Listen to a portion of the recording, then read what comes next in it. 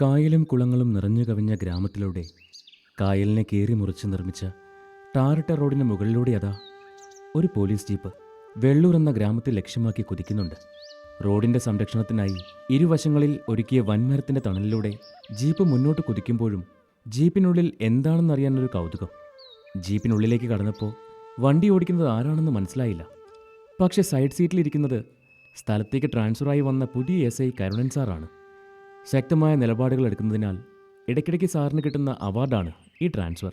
നല്ല നടത്തിപ്പിന് മേലധികാരികൾ കൊടുക്കുന്നതാണെങ്കിലും എത്ര കിട്ടിയിട്ടും സ്വഭാവം ഇപ്പോഴും നന്നായിട്ടില്ലെന്ന് തോന്നുന്നു. ഇന്നും സ്ഥിരമായിട്ടൊരു സ്ഥലത്ത് തന്നെ ഇരിക്കാൻ മൂപ്പർക്ക് ഇതുവരെ സാധിച്ചിട്ടില്ല. എന്തായാലും ബാക്കിയുള്ളവർ കൂടി നമുക്കൊന്ന് പരിചയപ്പെടാം. ഇത് എൻ്റെ പ്രിയ സുഹൃത്ത് ജിതേഷ് എഴുതിയ ഭൂതത്താൻ കെട്ട് എന്ന ഒരു കുഞ്ഞു പുസ്തകത്തിലെ ആദ്യത്തെ ഭാഗത്തിൻ്റെ കുറച്ച് വരികളാണ്.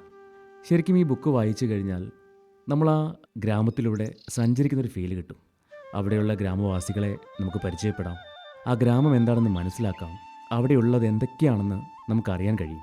അപ്പോൾ നിങ്ങളെല്ലാവരും ഈ ബുക്ക് വാങ്ങുക, വായിക്കുക, നിങ്ങളുടെ അഭിപ്രായങ്ങൾ കമൻറ്റുകളായിട്ടും നിങ്ങളുടെ റിവ്യൂസായിട്ടും ഒക്കെ രേഖപ്പെടുത്തുക.